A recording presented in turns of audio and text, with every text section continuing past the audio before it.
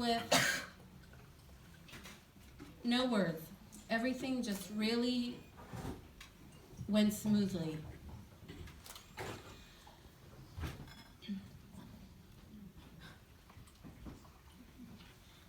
We need to remember, we made it a point, actually, to go with the kids to the Eihel whenever Mendel felt up to it. Because going to daven is not just a time, davening is not just a time when you need help. You need to reach out to Hashem. You need to reach out to the Rebbe.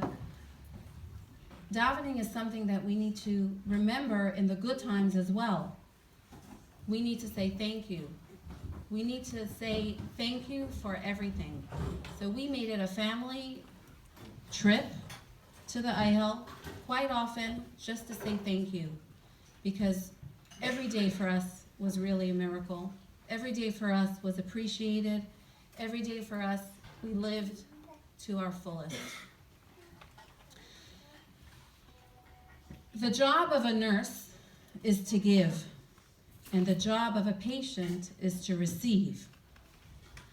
The way Mendel felt, he felt he had to give in the hospital. He was giving constantly. Every nurse that came in only wanted to be his nurse, because it's not often in the ICU that you have patients who are up and alert.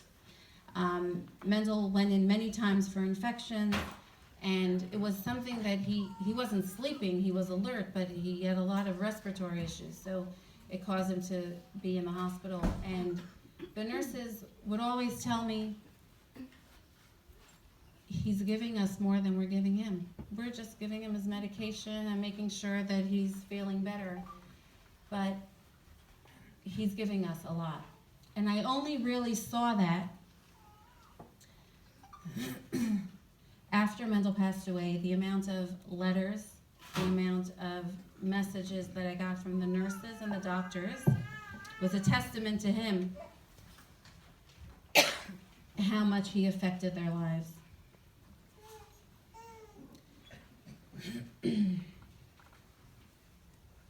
So, at any time in our lives, like I was saying before, if we feel that we could give, we need to give.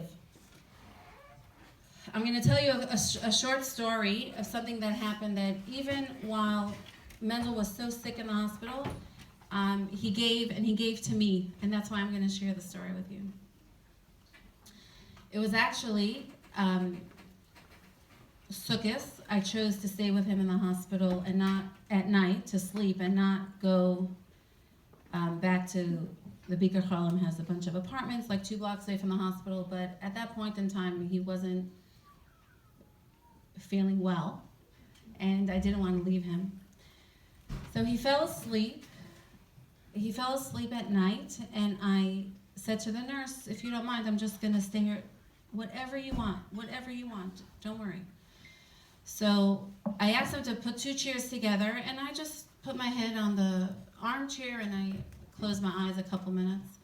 It was a couple minutes because then Mendel woke up and said, Toby, what are you doing here? Why aren't you going back to the apartment? I said, I'm not leaving you. I'm staying right here. You're not going to sleep? I said, it's okay, don't worry. And he said, go call a nurse. So I called the nurse. I said, what do you want? And I hear him tell the nurse, could you please bring her a pillow and blanket? I said, Mendel, it's okay. I'm wearing a wrap. It's fine. He's like, no. I cannot sleep if you don't have a pillow and blanket. So he went to the nurse. The nurse came back with a pillow and said, the nurse came back with a blanket and said, here's the blanket. I don't see any pillows on the floor. Give me a couple minutes. I'm going to go around to the other side and get a pillow. Mendel didn't want to wait.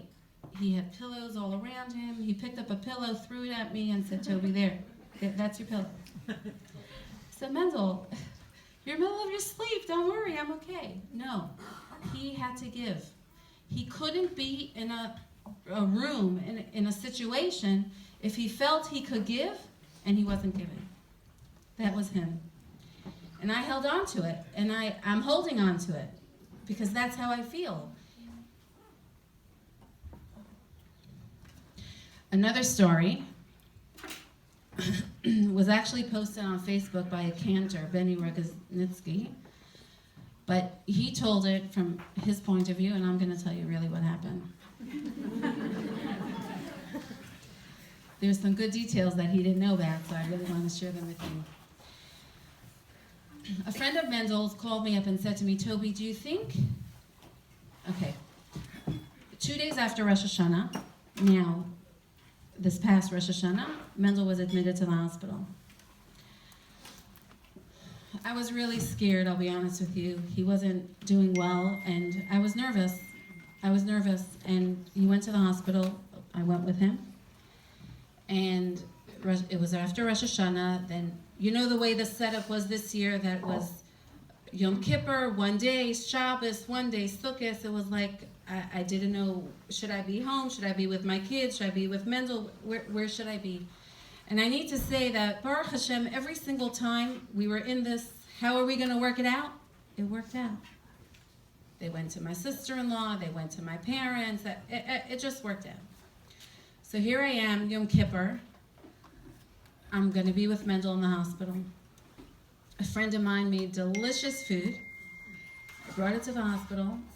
And a friend of Mendel's called me the day before and said to me, Toby, do you think if I get Chazan Helfka to come Yom Kippur night, Mendel would like it? I said, he would love it, but I'm not going to tell him because just in case, you know, it's Yom Kippur, you're fasting, it's steers, it's this, it's that. I didn't want to tell him. He said, okay. He called me back and he said, I'm going to try my best. Yom Kippur came. Yom Kippur night came. I remember looking at the clock. It was 9:45. I said, there's no way he's coming. I closed my machzor. I had just finished davening. And I hear footsteps. And I look out in the hallway. The room Mendel was in actually had like an extra room and then the hallway. So I went into that room and I peeked out and I saw there was Chazan Helfka with this other Chazan. And they came in and I was like beside I couldn't believe it. And to see Mendel's face, he was like, it was like the best thing in the world. And they were talking and they were schmoozing about when we met. We actually met him on the first cruise we took, which was a couple of years ago.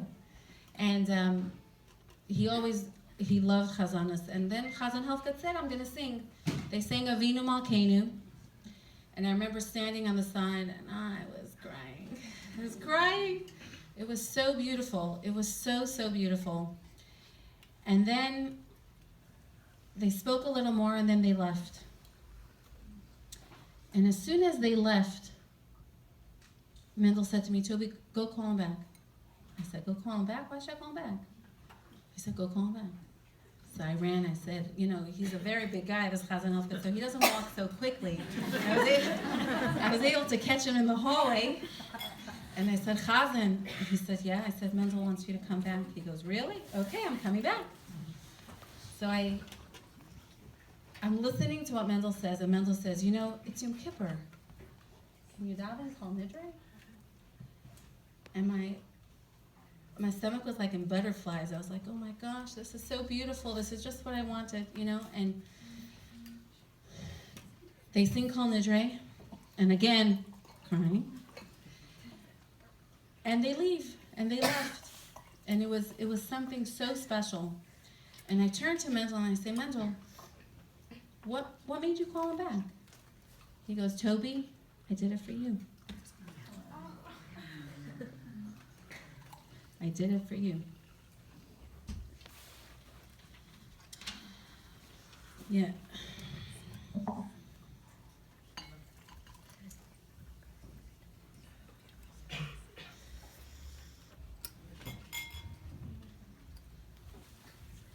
So you probably want to know how my kids handle the situation. So I'm going to tell you a little bit. My youngest were two-year-old twin boys. On top of that, my daughter was 5. She's actually 14 now, and she's sitting with us here tonight. Daba, I have 1 daughter. And then I have 3 boys on top of her. The oldest was just bar mitzvah, 13, 12, and 9. And that was Our 6 beautiful kids, Shannon and her. How did they handle? Well, we told them they're joining our team. We're Team Brikman, and we were a team. Whatever we did together. Of course, because some of them are older, some of them are younger, we told them age appropriately really what was going on. I remember one time in particular, my Ari, who's my 3rd boy, he was about 9 at the time. He jumped into bed with Mendel, and Mendel tried to make light of his hair falling out, and he said, "Come, Ari, let's try to count all the hairs that fell out last night." He goes, "I don't know if I could count." But it was just the idea that we weren't angry, we weren't upset, we were going to live the life Hashem chose for us, and we were going to live our life to its fullest. And I took it upon myself to see the strength that Mendel had. How could I be sad? How could I be upset? I need to move on because he's moving on. And if our kids see us moving on, they're going to move on. And we really lived life to its fullest each and every day. My kids had a very, very close relationship with Mendel. Mendel wasn't always sick. You know, after he finished with the chemo and surgery and radiation, and that itself was all miracle after miracle, how he survived everything. We, Baruch Hashem, had some good years.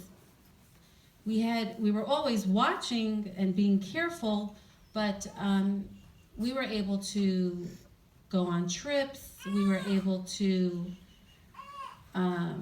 spend Yontif together nicely. We were able to go shopping. We even challenged ourselves to take a trip to Eretz Yisrael for my son Ari's bar mitzvah. And it kept Mendel very busy. He worked on all the arrangements for about 10 months. And he was very, very busy about that. And we had the most beautiful, beautiful experience. We call it, that's our trip of a lifetime family trip, you know, and it was something so special. And we really need to think about the times that we have opportunities to do things. Don't wait. Don't wait, because you don't know if you're going to have another chance. We always said, we're just going to do it. And Hashem will help us to be able to do it. And it comes with even with Yontif, with going places, doing whatever it is that you want to do as a family, to strengthen your family bond, to strengthen your family time. You need to just be there for them. And I feel that we were a real team. We still are a team.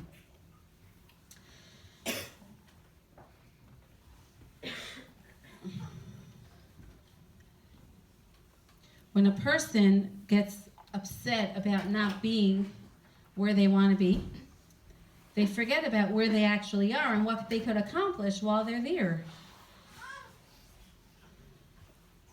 Every time we were hit with another blow, another infection, another appointment, another something out of whack that we didn't expect to